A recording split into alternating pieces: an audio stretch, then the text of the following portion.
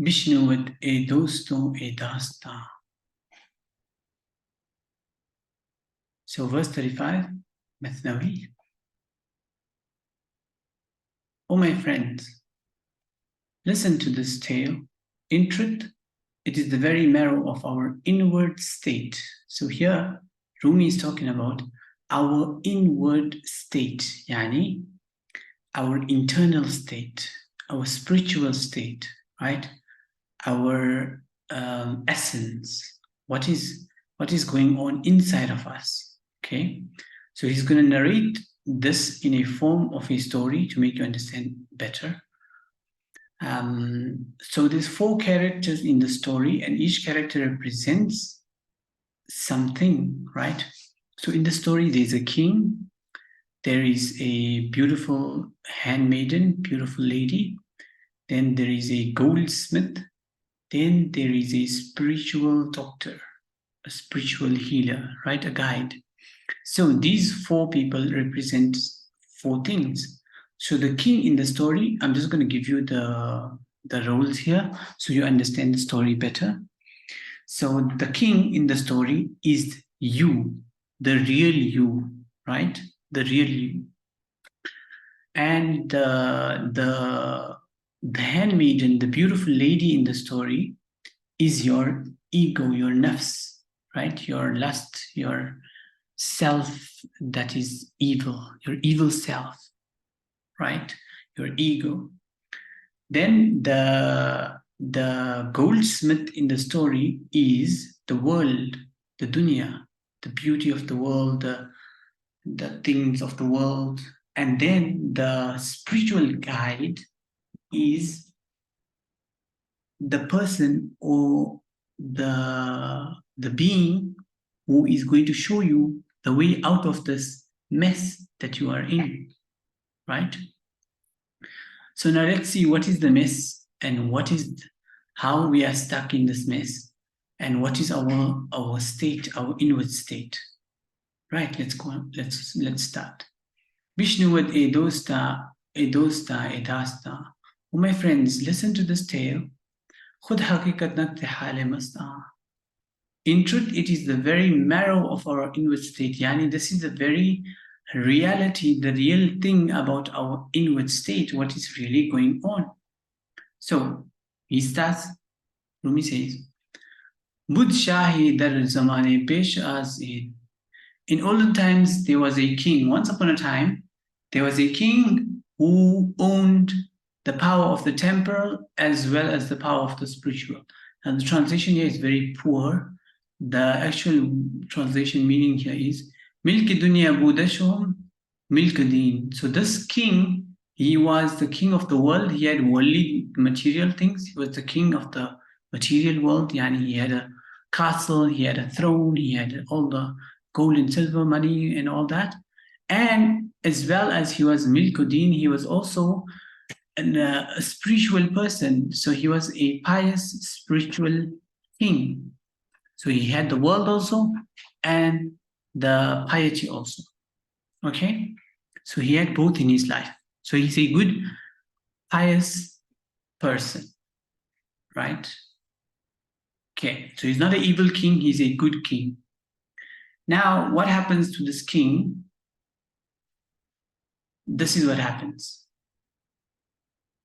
One day, he rode with his courtiers to the chase. So he went out hunting one day, and on the king's highway, the king saw a handmaiden, a beautiful lady, right? The king was enthralled by her.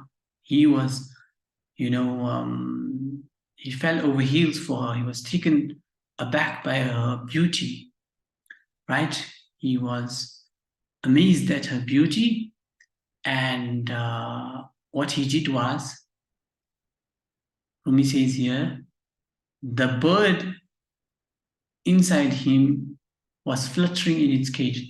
Now, not his soul, this was his nafs fluttering in its cage. So when he saw that beautiful handmaiden, he gave money and bought the girl, right? So the girl was a slave girl, very beautiful. So the king's eye fell on her and he fell in love with her. And the bird in his cage, the nafs, was fluttering and it fell for the girl. And so the king gave money and bought the girl. So he went over to the owner and asked how much for her. And so the owner said so much. And so then the king bought the girl. Now what happens? Watch. After he bought her and won to his desire, so after he got the girl, after he bought the handmaiden, he won his desire, he fulfilled his desire by buying her. Now he wants to take her home. By divine destiny, she became sick. When the king took the girl home, the girl became sick and so sick that she couldn't even walk, she couldn't even talk, she couldn't even do anything, she couldn't eat, she couldn't drink, nothing. Now, Rumi gives you two other examples here. So the king's condition right now, he bought something which he wanted, and then what he wanted from that thing, the benefit of the item was lost. So you got the item, but you lose the benefit, right? Same like a certain man had an ass. So someone had a donkey, but no pack saddle, but he didn't have a saddle. So you have a donkey, but no saddle. So you can't ride the donkey. Now what happened? As soon as he got a saddle, now your whole life you're looking for a saddle. When you got the saddle, the wolf carried away his ass. The wolf came and ate your donkey. So you had a donkey but no saddle. When you got the saddle, the donkey got eaten up by the wolves. So this is the world. You run behind something, you have it. When you get this, you lose something else. When you get that, you're going to lose something else. This is the state of the world. So the king got the girl, but lost the benefit, right, of having the handmaiden. Same like a person who had a donkey but no saddle. When he got the saddle, the donkey was killed. Another example Rumi gives you here. Another person, he had a pitcher. So he has a bowl. So you have a bowl, but no water could be obtained. But there's no water. You can't find any water to drink, right? So you have the bowl, but no water. Now watch what happens. When he found water, the pitcher broke. The bowl breaks. Now, what can you do with the broken bowl? There's water everywhere, but the bowl is broken. So what you gonna do now? This is the state of the world. You get one thing, you lose something else. You get something else, you lose something else. So everything here is incomplete. Yeah? It's just a deception. Mata'ul ghurur, goods of deception. So it looks like you get something and you get something, but you're going to lose something else at the same time. Same now, the thing happened with the king. He got the handmaiden, but he lost the benefit of the handmaiden. Now, what he did was, the king gathered the physicians together from left and right and said to them, so the king called all the doctors in his empire to come and treat the lady. And he said to them, the life of us both is in your hands. Both our lives is in your hands, in the hands of the doctors. Now, the king said, my life is of no account. Don't worry about me. But she is the life of my life. My life is of no account, but she, the lady, is the life of my life, right? That my life is in her life, right? I am in pain and wounded. She is my remedy. So if you want me to be cured, cure her and I will be cured, right? And he said to them, whoever heals her, that is my life, will bear away with him my treasures and pearls, large and small. So whoever cures her and heals her will take all my treasures. I'll give him all my treasures and my pearls, all large and small, all my money. I'll give it to him. Now, this is the case of our state. We want something, and we want it, and we like, whoever gives this to me, I will give him everything. I'll give him everything. That's what we think, right? Now watch what happens in this story. They all answered him saying, we will hazard our lives and summon all our intelligence. And we will, give up everything that we have. We will try our best. We will, use all our expertise and put all our intelligence together and put it into the common stock. We will put all our expertise together and all our treatments together, and we will heal this lady for you.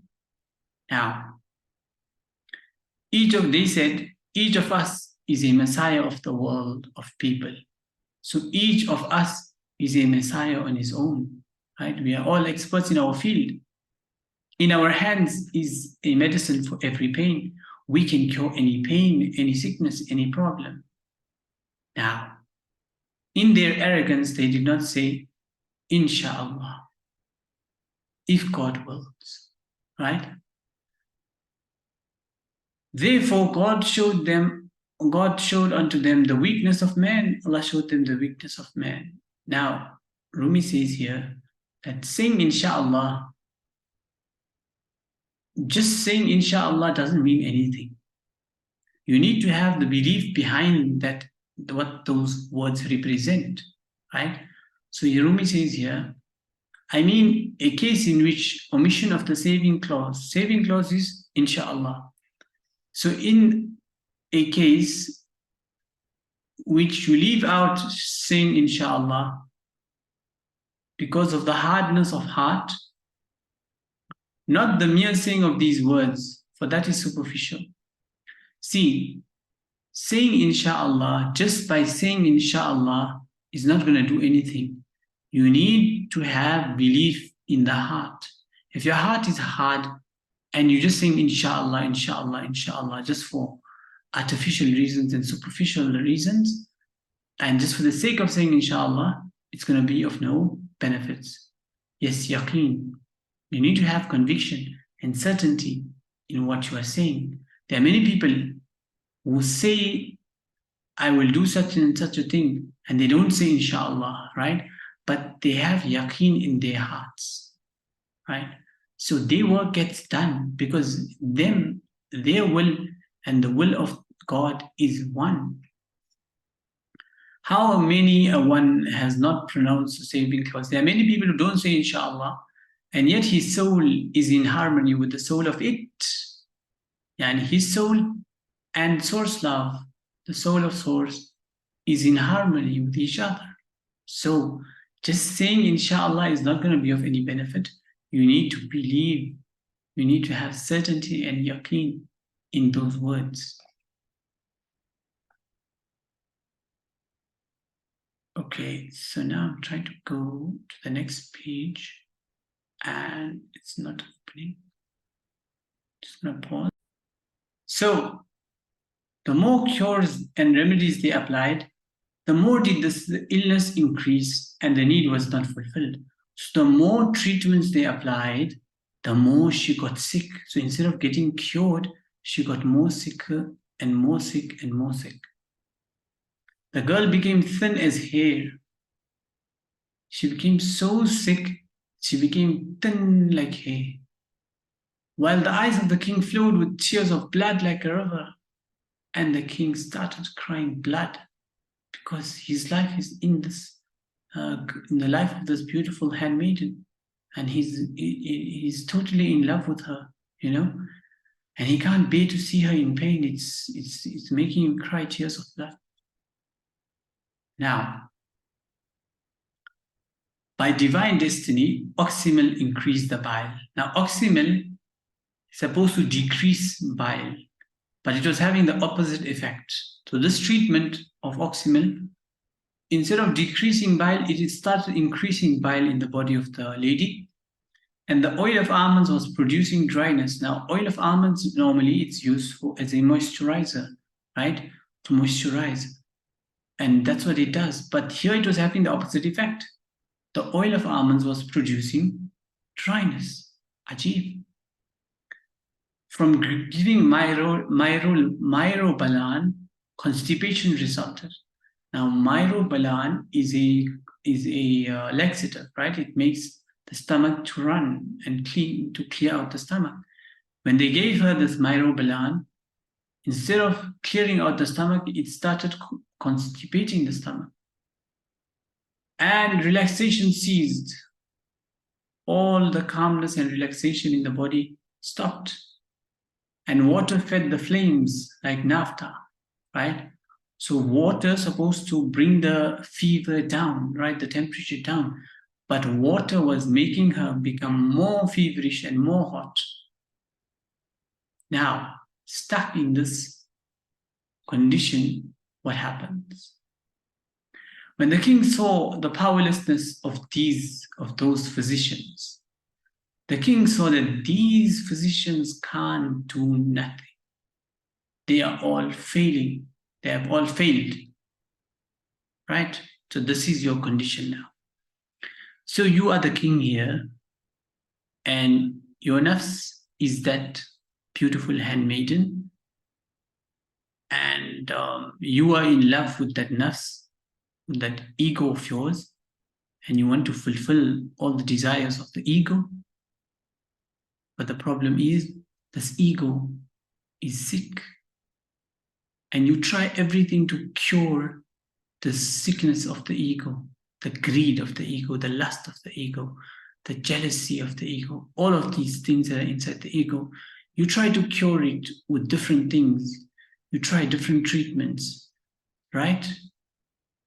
Running behind different things of the world, thinking that this is going to cure you, running behind money, running behind honor, running behind fame, name and fame, and other things, right? Thinking that this will cure you.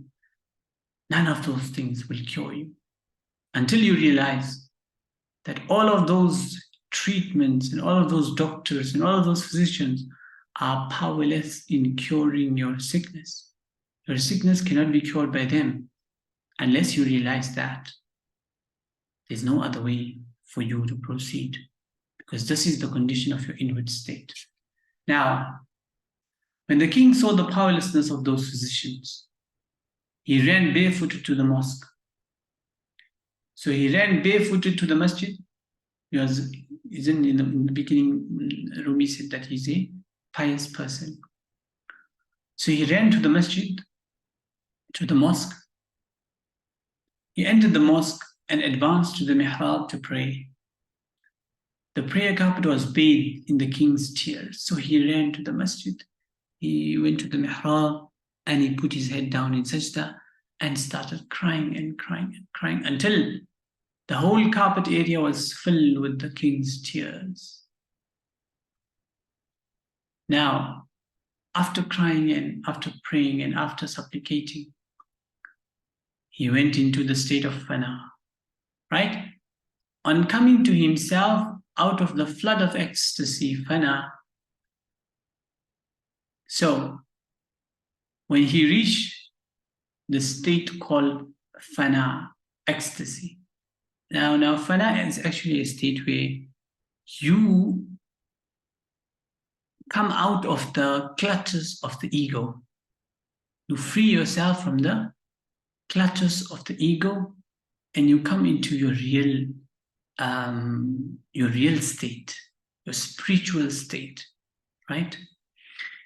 So coming to himself out of the flood of ecstasy, he opened his lips in goodly praise and prayer. So reaching that state of fana, he started speaking to Allah and communicating with him and praising him. Now, what dua did he make? Saying, "O thou whose least gift is the empire of the world." Now he's supplicating to Allah.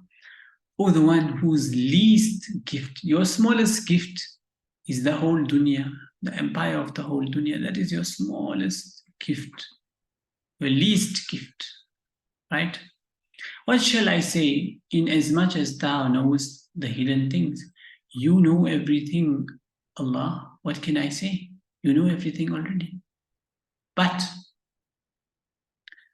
O thou with whom we always take a refuge in our need, once again we have missed the way. We take refuge in you always, in all our needs. We call unto you. Once again, we have missed the way. Please guide us. Now here, watch what Rumi, the context of Rumi will switch. Here, the king is supplicating to his Lord, to Allah, right? But in the middle of this supplication, of the conversation between the king and God, Rumi will go into a conversation between him and Allah, right? So just watch how the context changes and see how Rumi switches. If you don't pay attention, you won't notice what happened. You'll be lost. So he continues, but thou hast said, albeit I know thy secret, nevertheless declare it forth in thine outward state. So although Allah knows everything, Allah knows the secret, but Allah has said, Udu'uni astajib lakum, right? Supplicate to me, tell your needs to me with your outward state, with your outward act, in your prayer, with your words, utter it out. Although I know everything, but I have asked you to utter it out. Declare it forth within thine outward act. So the king said, although you know what is my state, but nevertheless you have said, call me, so I am calling you. I am narrating to you my state, although you already know everything. The verse of Fana, where is that verse? Right. So here, on coming to himself out of the flood of ecstasy. So when he opened the flood of ecstasy, when he reached the state of Fana, Fana is a state where you come out of your ego, right? You come out of the clutches of your ego, the grips of your ego, and you come into your spiritual state. So shaitan and nafs is no more guiding you and no more controlling you. You are out of the control of nafs and shaitan, and you are in your spiritual state. So that state is called fana. Now, so although thou hast said, Allah has said, albeit I know thy secret, nevertheless declare it forth in thine outward act. So although Allah knows your secret, yes, but he has also said declare it out in your outward state. So speak your problems out, pour your heart out to Allah. So that's what the king did. When from the depths of his soul he raised a cry of supplication. See, the dua came from the depth of his soul. So when the dua comes from the depth of your soul, and the supplication is from the depth of your soul. So that's why I say prayers of two types.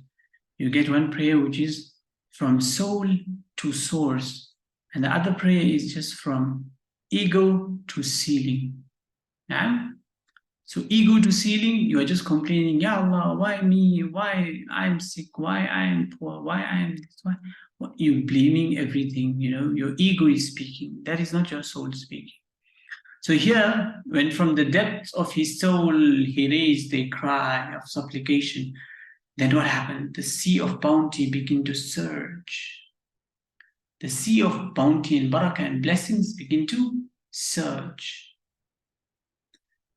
Slumber overtook him in the midst of weeping. So whilst he was crying and praying, slumber overtook him, sleep overtook him. You see, you have to get out of your physical senses if you want to experience spirituality, right? So the king comes out of his physical senses and goes into his sleep whilst he is crying. And in his dream, he sees an old man has appeared. So an old man comes in his dream.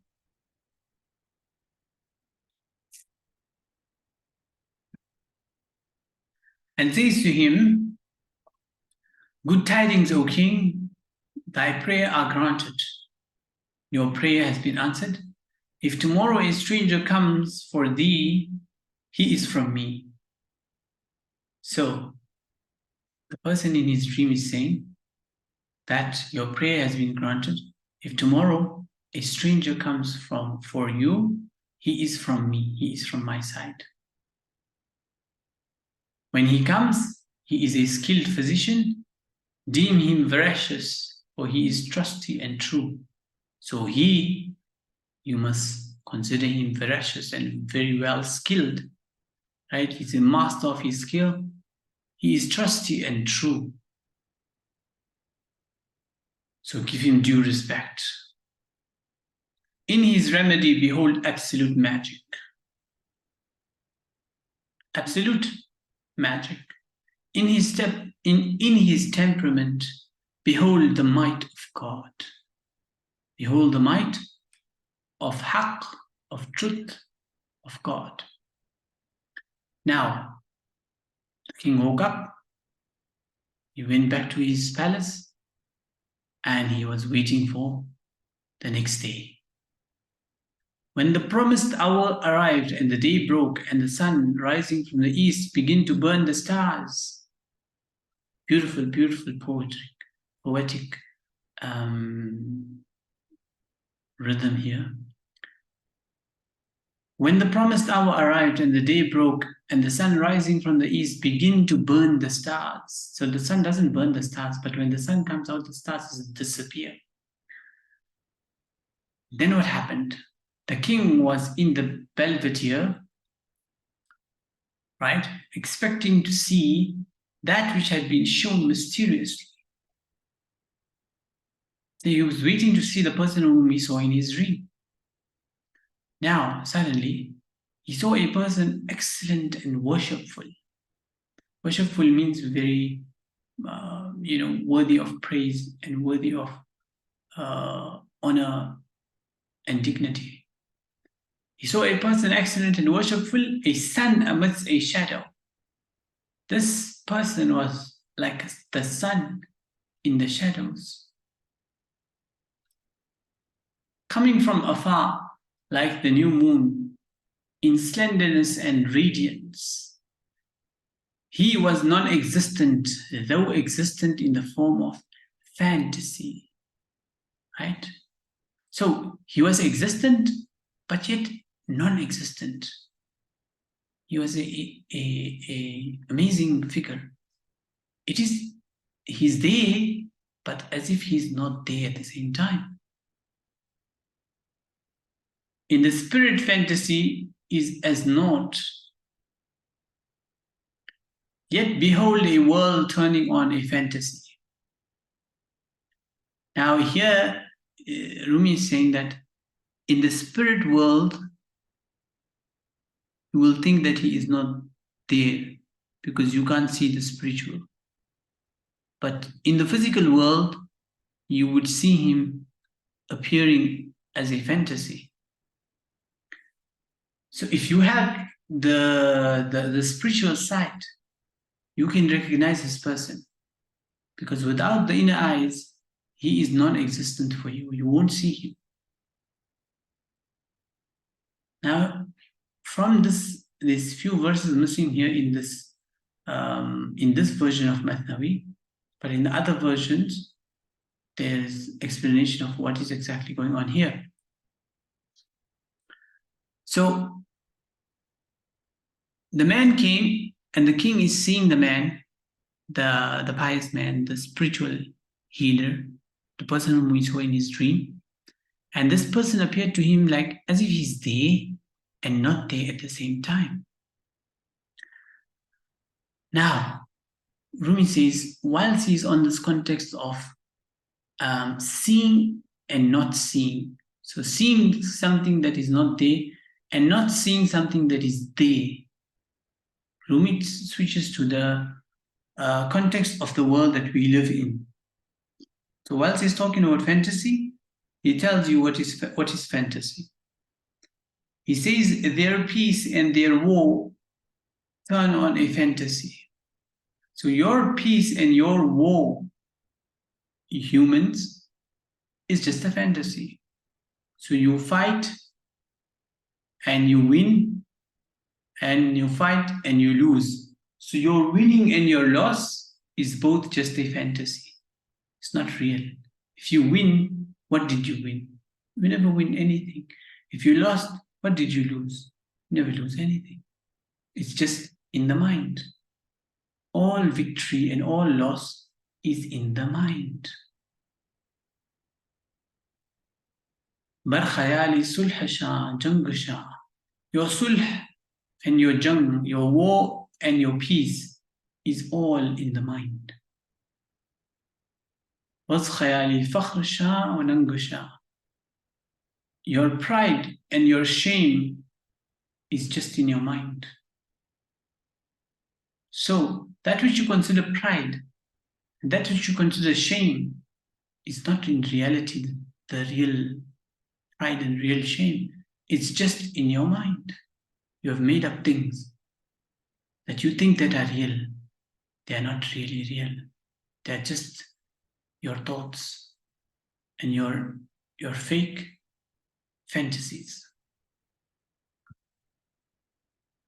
But those fantasies which ensnare the saints, but those thoughts and those visions, right, that come from the saints or that the saints see, they are the reflection of the fair ones of the garden of God. They are the reflections of the fair ones of the garden of God. So the awliya, their vision, that is the real vision, because that is a reflection from the garden of God, from the garden of God. Now, going back to the story, in the countenance of the stranger guest was appearing that fantasy which the king beheld in his dream. So when the king saw the strange guest, the way he appeared, it's the same person who appeared in the dream of the king. So he recognized him. So what he did, the king himself, instead of his chamberlains, went forward to meet with his guest from the invisible. So the king himself, instead of the chamberlains, instead of the servants and the bodyguards and all those things, he didn't send anyone to go and receive the guest. He went himself forward to meet his guest from the invisible, meaning from the fort. He went out and he went to meet the guest and receive him himself. See, adab, etiquette, respect, honor. Now, on this topic of adab, Rumi will go into detail about adab now. So, when they saw each other, both were seamen who had learned to swim. So, both were seamen, right? Seamen means men of the ocean. They both knew the ocean. They both knew how to swim. So the king also was on the spiritual level, and the person who appeared there, the guest, was also on the spiritual level. So they recognized each other spiritually. Both were seamen who had learned to swim. The souls of both were knit together without suing. Their souls were knit together. Their souls were united without suing, without any attachments. They knew each other. Now, the king said, "Thou art my beloved in reality, not she. You are the one I really love, not that handmaiden, not that beautiful lady. You are the one that I love. But this is Darul Asbab. In this world, deed issue from deed. That through things, other things happen. So things lead you to other things. So the girl, the lady was a means for me to find you. Yeah? Because this is the world of means. So one thing leads to another. Now the king says to the spiritual guide, O thou who art to me as Mustafa, you are to me like Mustafa, like Muhammad alayhi salam. while I am like unto Umar. I am like Umar for you. You are my Mustafa, I am your Umar. I will gird my loins to do these service. I will put myself in your service. So he became Umar like Umar, and he considered the spiritual guide to be like Mustafa. So this is just metaphors here. Now, the story continues. Yes, الدنيا بالوسائل لا بالفضائل. So let us implore God to help us to self-control. One who lacks self-control is deprived of the grace of the Lord. Now, what is self-control? Self-control is adab. Rumi is talking about adab now. Now, what is adab? He will tell you. The undisciplined man does not mistreat himself alone, but he sets the whole world on fire. See, if you are undisciplined, because of you, everyone can suffer.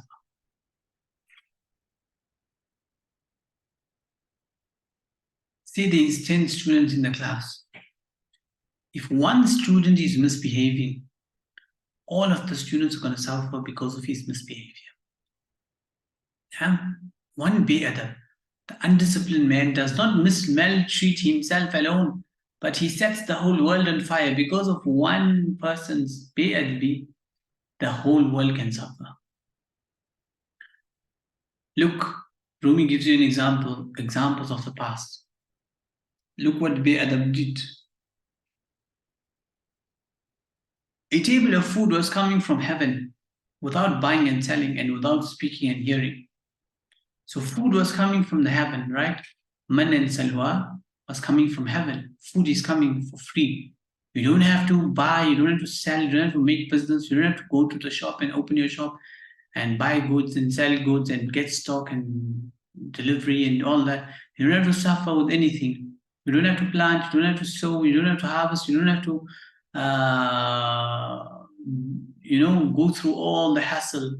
Food is coming from the heavens without buying, without selling, without speaking, without hearing. But the people of Musa alayhi salam, but when some people of the people of Musa alayhi salam, Moses cried disrespectfully, out of Be'adab, some of the people of Musa alayhi salam cried, where is the garlic and lentils? You're getting food from heaven, right? Allahu Akbar. And you want garlic and lentils? What is wrong with this people of Moses? Disrespectfully, they cried, where is the garlic and lentils? This is the story of Bani Israel. When they asked, when the food was coming, they were getting fed with man and salwa from heaven. But they asked, يخرج لنا ربك من بقلها وكثائها وفومها وعدسها وبصلها. We want garlic and lentils. Look at that be'ad, that disrespect. Because of that, straight away the dish of food and the bread from heaven were cut off. There remained for us the toil of sowing and laboring with mattock and scythe. So now, no more food coming from heaven. Now you must take your spade and your fork and your pick and plow the land and plant and then wait for it to grow and look after the plant. And then when it's ready, then harvest. Then after you harvest it, then you must process it, and then you must cook it, and then you will only get food. See, food was coming directly from the heaven, ready, prepared, nothing. But because of be'adbi, because of disrespect, because of indiscipline, everyone was deprived. Because of some people's indiscipline, the whole world was deprived. Now we have to toil, we have to sow, we have to plant, we have to grow, we have to harvest, and we have to do all these things. That was in Bani Israel in Musa alayhi salam's time. Look, In Isa alayhi salam's time, similar thing happened. Again, when Jesus made intercession, so this is a story of the tablecloth, the table laden with food, the ma'idah, right? And when Jesus made intercession, God sent food and bounty from heaven on trays. The food came from heaven on trays. You know, the supper, the what they call, the Christians call the Last Supper or something. Now, when the food came down in trays, Isa said to them that this food will never end. Eat and drink as much as you want, but don't store, don't stock up. What they did, some people, because of be'adabi, because of indiscipline, they started stocking up like beggars, right? But once more, the insolent fellows omitted to show respect and like beggars snatched away the viands. They started snatching away and stocking up the food. Although Jesus entreated them, saying, "This is lasting and will not fail from off the earth. This food is lasting. There's no need to snatch and stock and just be disrespectful and be indisciplined here. This is forever. It's not going to finish."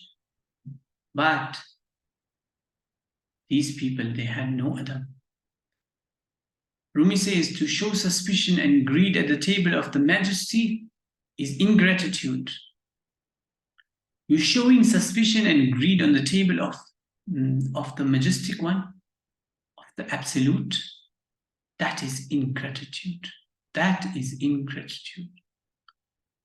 Because of those impudent wretches who were blinded by greed, that gate of mercy was closed upon them. See, because of the wretches of these people who were blinded by greed, they were started stocking up and snatching and, hoarding. The gate of mercy was closed upon them. Look, this is undiscipline. What it does. If in your life you don't have discipline, you're not going to get anything. You're not going to get anywhere in your life. No way, I am telling you, you're not going to get anywhere. That's why Rumi is emphasizing adab, adab, adab, adab. Discipline, discipline, discipline. Look, another act of indiscipline. On account of withholding the poor tax, when you stop zakat, you stop giving zakat, what happens? No rain clouds arise, no rain comes. Rain is taken away when people stop giving zakat.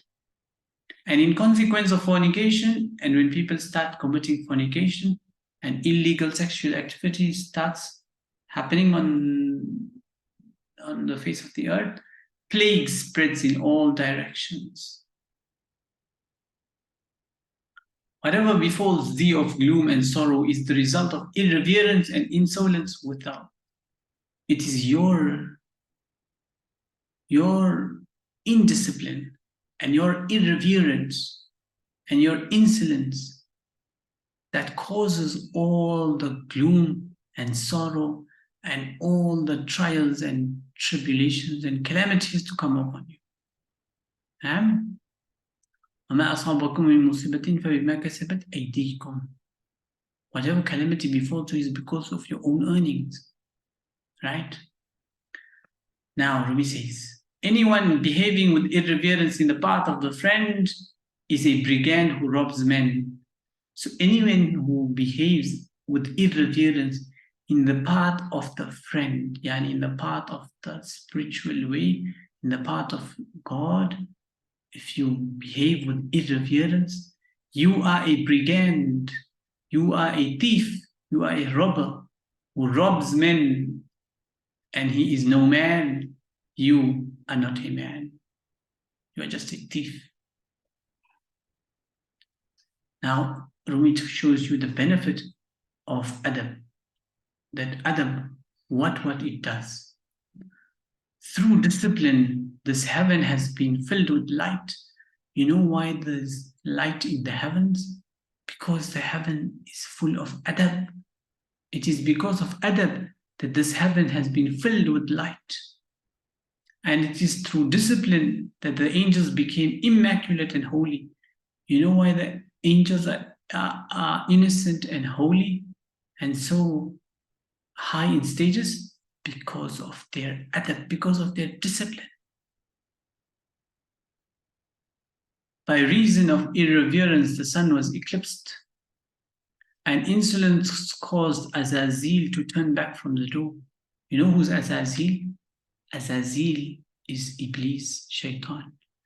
Because of be'adab, because of indiscipline, he got turned back from the door. So this Azazel, from the earth, he went right up until heaven. And because of his indiscipline, he was turned back from there. Now, after speaking about discipline, Rumi goes back to the story. Now, coming back to the story, Rumi says he, the king, opened his hand and clasped him to his breast and received him. So going back to the story, the king received the guest and clasped his hand and gave him a hug and welcomed him like love into his heart and soul. He welcomed the person into his heart, the guest into his heart and in his soul. And begin to kiss his hand and brow and inquire concerning his home journey. So he asked him, how are you? How's the journey? And, etc. those things. So with many questions, he led him to the dais, however you pronounce that. Meaning he took him inside the chamber. At last, he said, I have found a treasure by being patient. See, because I was patient, I found treasure. الصبر مفتاح الفرج. Yeah. He also said, O light of God and defense against trouble. You are the light of God. He's speaking to the guest. Now here the king is speaking to his guest, but Rumi here is going to go into a trance and it's going to be a conversation between Rumi and between Allah. Right? Watch how the context switches here. He said, O light of God and defense against trouble. O thou who art the meaning of patience is the key of joy. الصبر مفتاح الفرج. نعم. كفت نور حق ودفع حرج. معنى الصبر مفتاح الفرج. You are the meaning, the true meaning of the hadith, that patience is the key of joy. Now I told you, the king is speaking to the spiritual guide, but here Rumi is actually not in that context. Rumi is going into his own trance here, his own ecstasy, and he's going to be communicating between him and between Allah. Now he's gone into his trance and he's speaking to his beloved.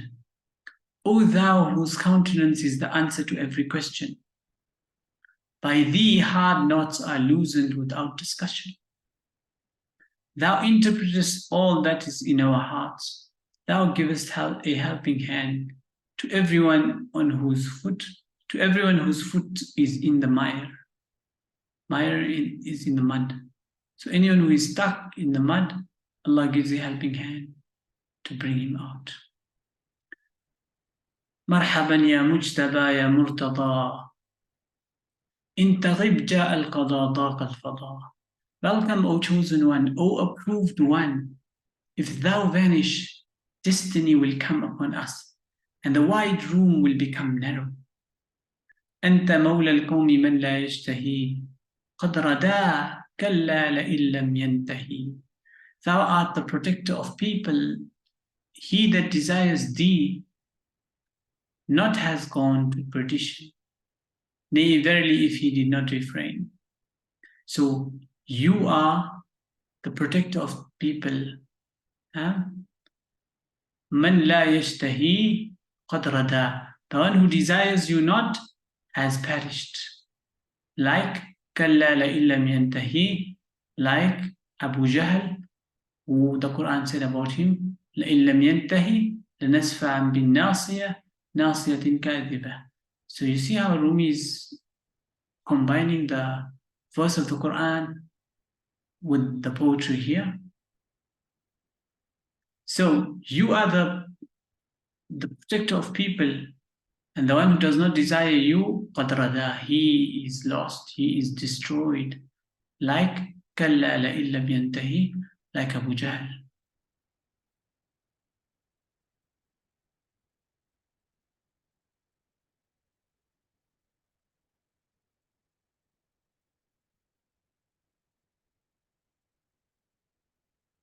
So after the meeting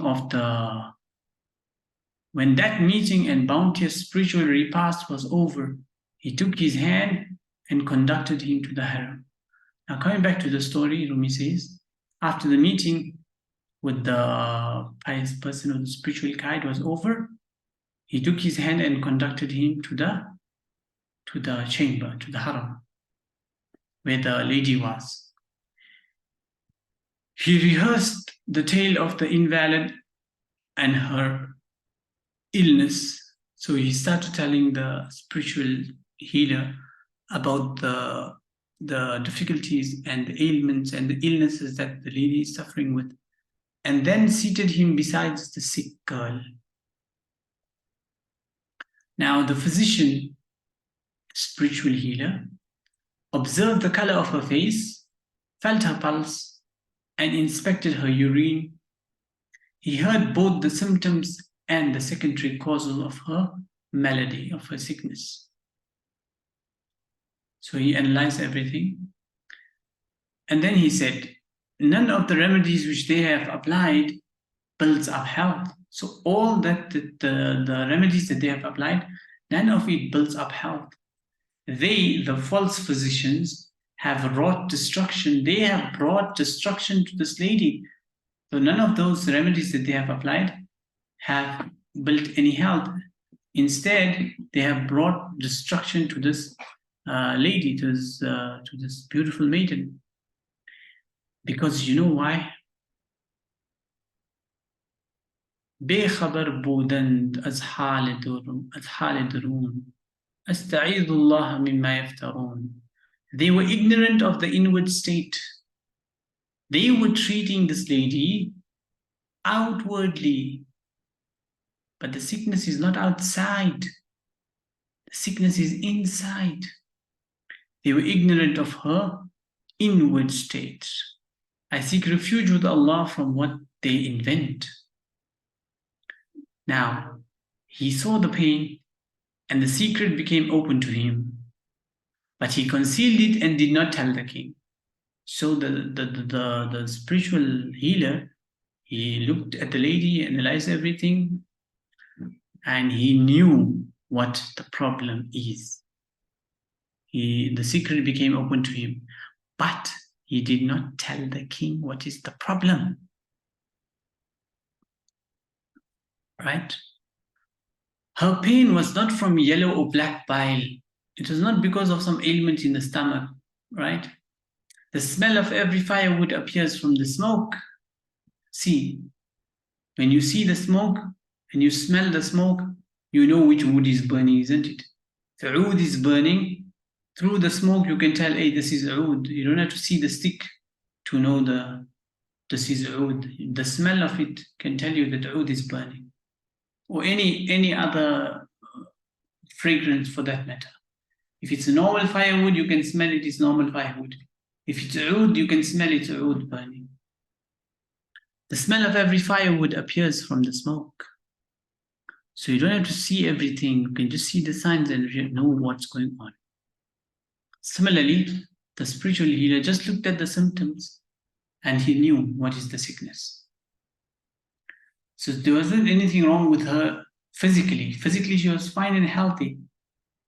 She had a problem, a spiritual problem, an internal problem. For her soul, her grief, he perceived that she was heart sore. So she wasn't physically sore, she was a heart sore. Her problem was a emotional problem. Healthy in body, well in body, her body was perfectly fine, but stricken in heart. But her heart was in pain and agony, and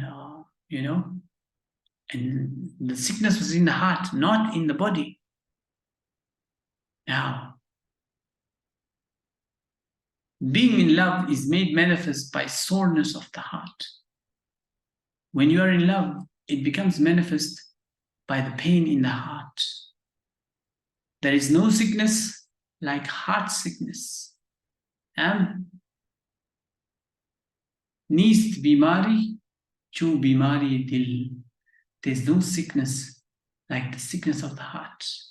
I'm telling you, when your heart is in pain, there is no other sickness like that. Right? Every other sickness can find a treatment, but the sickness of the heart, there is no treatment.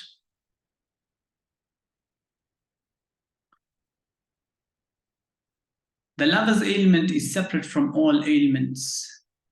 Love is the astrolabe of the mysteries of God.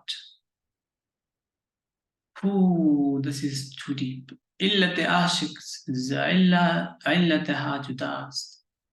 Ishq usturlabe asrare khudast. The lover's ailment is separate from all other ailments. Love is the astrolabe of the mysteries of God. Astrolabe is a like GPS.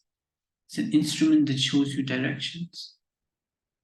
So love is the instrument that will show you the mysteries of God. So if you want to find God, it's only through love that you can find him. Whether love be from this earthly side or from that heavenly side, in the end, it leads us to yonder, to true love. So whether whether love be from this world, whether it's love of man and woman, mother and child, husband and wife, right? Whether love be from this earthly side or that heavenly side, whether it's divine love, pure love, all love in the end leads you to the source itself, to source love. Whatsoever I say in exposition and explanation of love, Rumi says, whatever I tell you, and I'm going to try to tell you, to explain to you what love is, I can't. Because when I come to love itself, I am ashamed of that explanation. Any explanation I give you about love, I am ashamed of that explanation. You can't understand love. You have to experience love. Although the commentary of the tongue makes all clear, yet tongueless love is clearer. Beautiful, beautiful, beautiful. See, the tongue makes everything clear, but unexplained love, tongueless love, right? Ishq be zubani roshan tarast. Ishq, which is unexplained, is more clearer. Whilst the pen was making haste in writing, so I'm writing with the pen. When it came to the topic of love, it split upon itself as soon as it came to love.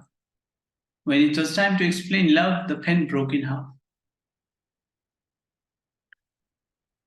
In expounding it, yani explaining love, the intellect lay down helplessly, like an ass in the mire, like a donkey stuck in mud. That's how the intellect went helplessly, trying to explain love. You can't explain love with your mind. It's impossible. It was love alone that uttered the explanation of love and lovehood. Sharh ishq, ashiki ham ishq guft. It's love that can explain lover and love itself. It was love alone that uttered the explanation of love and lovehood. If you understand the lover, you understand love and loverhood, and all of these things, It's only love that can make you to understand, that can explain it to you. Nothing else. Then one of the beautiful lines of Masnavi, Aftab Ahmad Dalil Aftab. The proof of the sun is the sun himself. Oh, too deep. Too deep. The proof of the sun is the sun himself.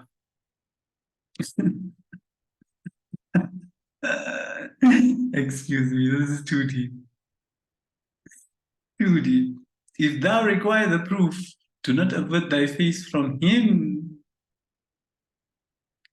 The sun, the proof of the sun is the sun himself. If you want the proof that the sun exists, then don't turn your face away from the sun.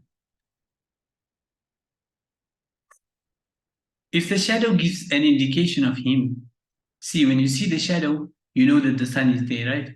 Because the sun is there, that's why there is shadow, right? Now imagine if the shadow can give you an indication that the sun is there. The sun himself gives spiritual light every moment. Imagine you have the sun inside of you. You will have spiritual light every moment. The shadow, like chat in the night hours, brings sleep to thee. That the shadow that the sun is producing, the shadow is like chat in the night hours. So don't run behind the shadow. It brings sleep to thee. Go for the sun. When the sun rises, the moon is cloven asunder. June bar ayat shams in shaqqa al-qamar. When the sun comes, the moon is split into two. Now this is very deep. I'm just going to remain with the surface explanation. There is nothing in the world so wondrous as strange as the sun. Now he's talking about the sun, right? But while he's talking about the sun, he's going to go into another trance here, another ecstasy. He's talking about the sun, the physical sun, but he's actually talking here about a different sun. A different sun. You will understand in the end what is he referring to. So the shadow like chat in the night hours brings sleep to thee. When the sun rises, the moon is cloven asunder. There is nothing in the world so wondrous and so strange as the sun. The everlasting spiritual sun, which has no yesterday. So he's not talking about the physical sun out there. He's talking about the sun. The sun. His son, Rumi's son. And what is Rumi's son? It's his teacher, Shams Tabriz, right? Now he's talking about Shams Tabriz, but in actual fact, he's talking about the son of Shams, the Shams of Shams, the son of the sun. Now, who is the son of the sun? See, Shams Tabriz is his teacher, but who is the teacher of his teacher? The teacher of his teacher is God himself, right? The absolute. So in actual fact, Rumi is talking about the absolute here. There is nothing in the world so wondrous, strange as the sun, the everlasting spiritual sun which has no yesterday, no beginning, no end, no past, no future. Now, above everything, below everything, inside everything, beyond everything, that is the sun Rumi is talking about here. Although the external sun is unique, it is possible to imagine one resembling it. See, the external sun, the sun outside there, is unique, but it is still possible to imagine one resembling it. We can still imagine someone who is being resembled to that sun. But the sun which I am talking about, but the sun by which the ether was wrought into existence has no peer. The sun by which the ether was brought into existence has no peer, has no like. وَلَمْ يَكُنْ لَهُ كُفُوًا أَحَدٌ. Where is room in the imagination for his essence, that the like of him should come into the imagination? You think you can imagine God? Never. Where is room in the imagination for his essence, that the like of him should come into the imagination? When the news arrived of the face of Shamsuddin, Shams Tabriz, the son of the religion, when his news arrived, the sun of the fourth heaven drew it in its head and hid itself for shame. When the news of the face of my teacher Shams Tabriz, Shamsuddin, has arrived, the sun of the fourth heaven put its head in shame and hid away. Since his name has come to my lips, now it behoves me to set forth some hint of his bounty. I want to talk something about my teacher, Shams Tabriz. But at this moment, my soul has plucked my skirt. He has caught the perfume of Joseph's vest. So what he's saying, Rumi, this moment, my soul has plucked my skirt, yani my soul has taken over my existence. And it has caught the perfume of Joseph's vest, Yusuf alayhi salam's vest, which Yaqub alayhi salam could smell from far away. إِنِّي لَأَجِدُ رِيحَ يُوسُفَ لَوْلَا أَن تُفَنِّدُونَ. He's saying, Rumi, that my soul has plucked my skirt and has caught the perfume of Joseph's vest. I can smell that divine smell. He said, and I said. There'll be a conversation going here on, right? So he said and I said. You must just watch the context and you will understand what is going on. So here it starts. He said, for the sake of our years of companionship, recount one of those sweet ecstasies, that earth and heaven may laugh with joy, that intellect and spirit and I may increase 100-fold. I said, do not lay task on me, for I have passed away from myself. I am in fana. My apprehensions are blunted, and I know not how to praise. So right now, لا تكلفني فإني في الفنا كلت أفهامي فلا أحصي ثنا. Do not lay tasks on me, for I have passed away from myself. I am not in my normal state. I am in the state of ecstasy. My apprehensions are blunted, and I know not how to praise. كل شيء قاله غير المفيق. Everything that is said by the one who is not in consciousness is not to be taken, is unsuitable. كل شيء قاله غير المفيق. Everything that is said by one who has not returned to consciousness, if he constrains himself or boastfully exaggerates, is unseemly. He is not in his natural state.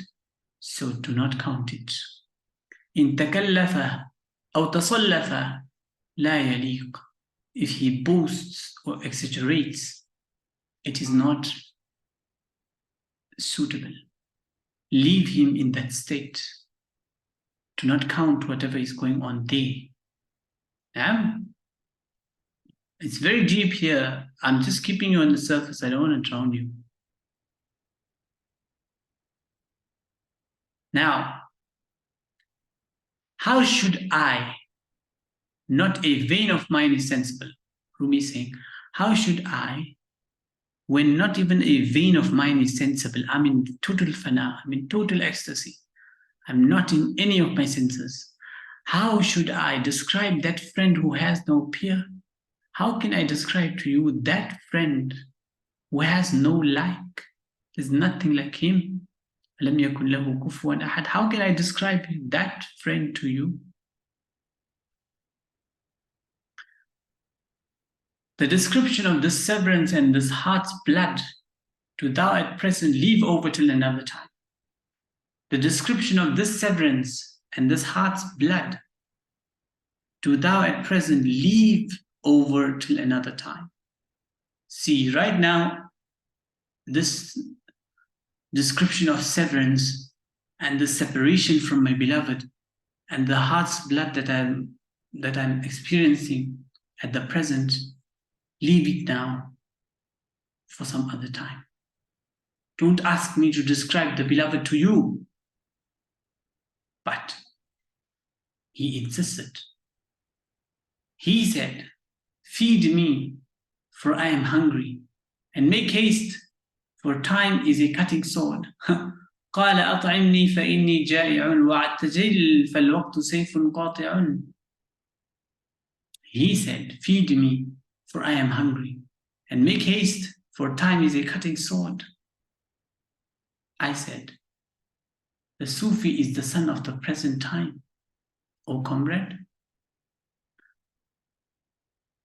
Sufi, the real Sufi, is the one who is Ibnul Waqt, who is in the present moment, not in the past, not in the future.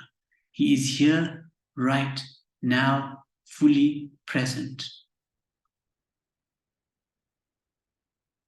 Sufi is the son of the present time, O comrade. It is not the rule of the way to say tomorrow. So he's saying, feed me, for I am hungry, and make haste, for time is a cutting sword. So I said, isn't he? He said here, I said that the description of this severance and this heart's blood, do thou at present leave over till another time, right? So he said, no, tell me now. Feed me, I am hungry, for I am hungry, and make haste, for time is a cutting sword. I said, Sufi is the son of the present time, O comrade. It is not the rule of the way to say tomorrow. So tell me now. Tell me now. Art not thou indeed a Sufi then? That which is in hand is reduced to naught by postponing the payment. So what is in your hands now, if you don't pay it, postponing it, the value of it is going to drop if you delay, or it's going to go up if you delay. So make the deal, the cash deal now, right? Don't delay. I said to him, it is better that the secret of the friend should be disguised. I said to him, it is better that the secret of the friend should be disguised. You want to know about the friend, the absolute, the source, right? So I said to him, it is better that the secret of the friend should be disguised. So I will disguise it for you and tell you, because I can't tell you openly, because there is no peer, there is nothing like him. So he said to him, do thou hearken to it as implied in the contents of the tale. Listen to it and find it and figure it out in the contents of the tale. Okay? It is better that the lover's secret should be told in the talk of others. He said, tell me openly and nakedly. Talk of religion is better overt than covert. So he said, tell me this openly and nakedly. Why are you playing games here? Tell me openly and nakedly. The talk of religion, good things, the talk of religion, good things is better open than covered.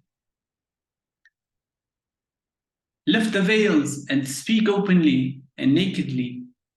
For I do not wear a shirt when I sleep with the adored one. So this is a metaphor. When a person goes to sleep with his beloved, he doesn't go wearing clothes. is open, right? There's no veils between him and the beloved. So lift the veils and speak nakedly. For I do not wear a shirt when I sleep with the adored one. I said, watch what you're asking. If he should become naked in thy vision, and if he should become visible in your vision, neither will you remain, nor thy bosom, nor thy waist. If he should become naked in thy vision, neither will thou remain, nor thy bosom, nor thy waist. So watch what you ask. Ask thy wish, but ask with measure. A blade of straw will not support the mountain. A small blade of grass cannot support the weight of a mountain. You will be crushed. So watch what you're asking. If the sun by whom this world is illumined, the sun who is giving light to the world, should approach a little near, if the sun were to come a few steps nearer, all will be burned. Everything will burn. If you can't bear the heat of the sun, you think you can bear the magnificence of the Absolute? Do not seek trouble and turmoil and bloodshed. Say no more concerning the Son of the Praise. Topic closed. This mystery has no end. Tell of the beginning, go relate to the conclusion of his tale. Rumi himself ends the tale here because the conversation has reached such an epic point that beyond this is unbearable. You will vanish and your mind will vanish and everything will be destroyed. This mystery has no end. Tell of the beginning, go relate the conclusion of this tale. So he's saying to himself, go back to the story and go back to what the king and the maiden, what was going on. So coming back to the story, he said, O king, make the house empty now. Now he said, here is back to the story. The spiritual guide said to the king that, O king, make the house empty, send away both the king's folk and strangers. So all the family of the palace and all the strangers in the palace, send everyone out, empty the whole palace. Let no one listen in the entrance hall. No one must be standing in the entrance hall.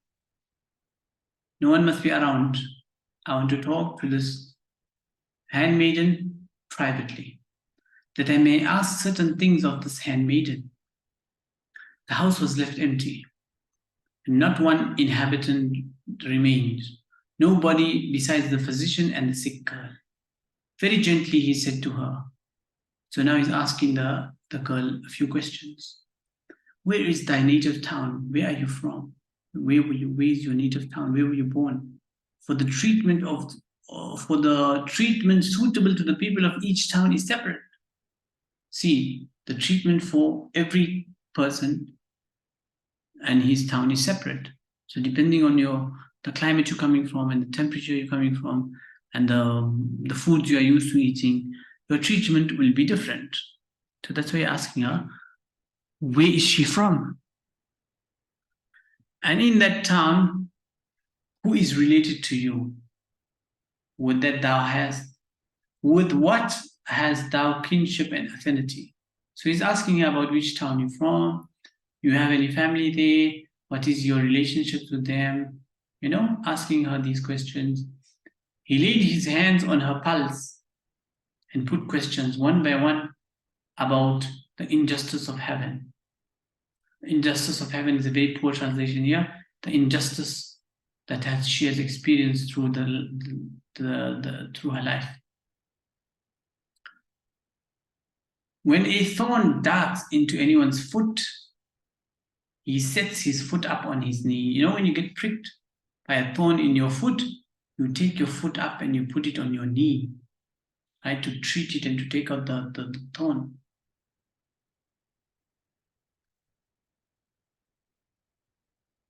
So that is the physical thorn. That is the thorn that pricks you physically. What about the thorn that pricks your heart? What about that one? When the thorn pricks your foot, you pick your foot up and you bring it to your knee, right? And you treat it, and he keeps searching for it with its head with the point of a needle. And if he does not find it, he keeps moistening it. He keeps moistening the place with his lips. So when the thorn pricks your feet, you put your feet on your knee and you treat it, and you look for the point of the needle. You look for the head of the thorn, or the pin of a needle, right? So you use a pin and you poke yourself to take out that thorn. And if you don't find that thorn, you put saliva with your lips to moisten the place and to reach the thorn. So if that much treatment you give to the thorn that pricks you physically, what about the thorn that pricks your heart? How much treatment will that one require? A thorn in the foot is so hard to find. How then is it with the thorn in the heart? Answer that. How difficult it is to find a thorn in the heart. If the thorn in the foot is so hard to find, imagine how hard it is to find a thorn in the heart. If every base fellow had seen the thorn in the heart, if everyone could see the thorn of the heart, then when would sorrow gain the upper hand over anyone? Then no one would ever be sad and ever be stressed and ever be in anxiety and ever be worried in the world. If everyone could find the thorn of the heart and could see it, no one would be ever sad and ever be in sorrow and pain. Somebody sticks a thorn under a donkey's tail. The donkey does not know how to get rid of it. He starts jumping. Now look, if you don't know how to treat the thorn, how to find the thorn, and you try to find it the wrong way, it's like this. If somebody puts a thorn under the donkey's tail, the donkey does not know how to get rid of it. He starts jumping. So the donkey thinks that by jumping it, he's going to get rid of the thorn. Watch what happens. He jumps, and the thorn strikes more firmly, pierces him deeper and deeper. It needs an intelligent person to extract a thorn. You need an intelligent person to extract a thorn. You cannot do it yourself. That's what Rumi is saying. The thorn of the heart, you need a spiritual guide to remove it, to find it. You cannot find it yourself. In order to get rid of the thorn, the donkey, from irritation and pain, went on kicking and dealing blows in 100 places. So trying to get rid of one thorn, the donkey starts jumping and kicking and hitting himself in 100 places. He injures himself totally, trying to remove one thorn. But that thorn removing physician was an expert. But the person removing the thorn from that lady was an expert. Putting his hand on one spot after the other, he tested it. So the spiritual guide was asking her questions and trying to find where is the thorn. He inquired the girl concerning her friends by way of narrative. So tell me of your friends and tell me your story regarding each of your friends. And she disclosed to the physician many circumstances touching her home and former masters and town and dwelling. So the lady started narrating to the spiritual doctor that I stayed in this town so many years, I had so many friends, I had so many masters, etc., etc., etc. He listened to her story while he continued to observe her pulse and its beating, so that at whosoever's name her pulse should begin to throb, he might know that that person is the object of her soul's desire in the world. He reckoned up the friends of the town and the end town and mentioned another town by name. So he started mentioning each town by name. He said, when you went forth from your own town, in which town did you live mostly? She mentioned the name of certain town And from that too, she passed on to speak of another. And meanwhile, there was no change in the color of her face or in her pulse. So just describing one town and another town and then another town. So I lived in this town for so many years. I was owned by someone, and I experienced this. Then I went from another to another town, and then I went to another town. So her face and her pulse didn't change. Nothing changed. She starts speaking about masters and towns one by one. She told of and about dwelling places in bread and salt. So how she ate and how she was fed and who looked after her and what. She started explaining her stories. She told stories of many towns and many houses, and still no vein of her quivered, nor did her cheek grow pale. Her pulse remained in its normal state, unimpaired, till he asked about Samarkand. Samarkand, the city sweet as candy. Samarkand. When he said Samarkand, thrilled, her pulse jumped, and her face went red and pale by turns, for she had been parted from a man of Samarkand, a goldsmith. See, she was in love with this goldsmith, and this goldsmith had sold her to the king. Now she got separated from her beloved. That's why she was in pain. Her sickness was the sickness of the heart. When the physician found out the secret from the sick girl, he discerned the source of that grief and woe. So when the healer found the secret from the girl, he kept it a secret. He didn't tell the king anything. So he said, in which is his quarter in passing through the town? Where does this person stay? So she said, Saripul, Bridgehead. He lives by Saripul, right? She replied, and Gatafar Street, this is his address. This is where he stays.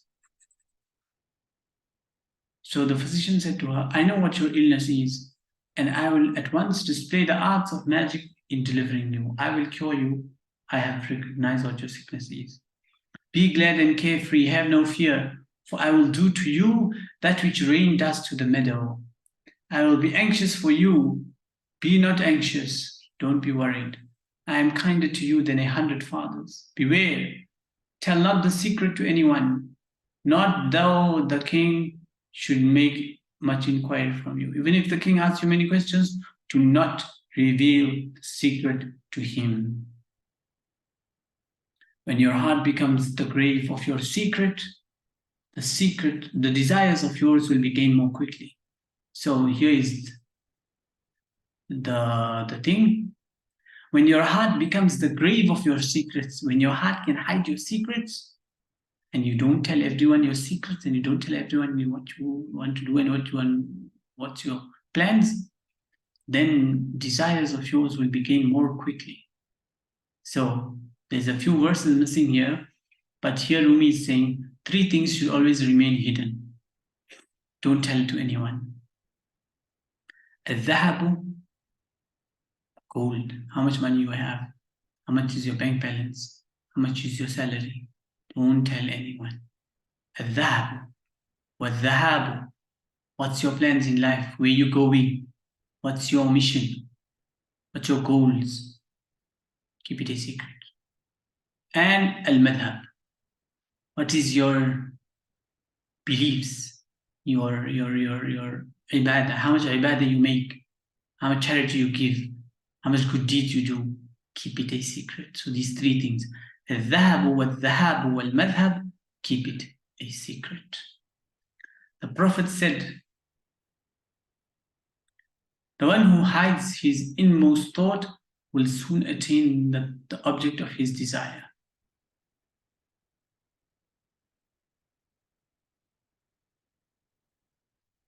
When the seed is hidden in the earth, its inward secret becomes the verdure of the garden. See, when the seed goes into the earth and hides itself, its secrets come out and blossom and flourish and become the splendor of the garden. See, if the seed does not hide its secret, it will never flourish and become a blooming flower. If gold and silver were not hidden, how would they get nourishment, grow and ripen in the mine? See, if gold and silver were just available on the street, do you think they will have any value? Mm-mm. Because they are hidden. That's why they have value. The promises and soothing words of the physician made the sick girl safe, free from fear. These are true promises. They are true promises, grateful to the heart. They are false promises, fraught with disquietude. Disquietude. So, true promises bring goodness to the heart. False promises bring evil and discontentment to the heart. The promise of the noble is a flowing, bountiful treasure. The promise of the unworthy becomes anguish of the soul. And the story continues. We will continue from here tomorrow, inshallah. So which verse is this? 180, 181, 182. Verse 182, we will continue tomorrow. سبحان ربك رب العزة عما يصفون وسلام على المرسلين والحمد لله رب العالمين.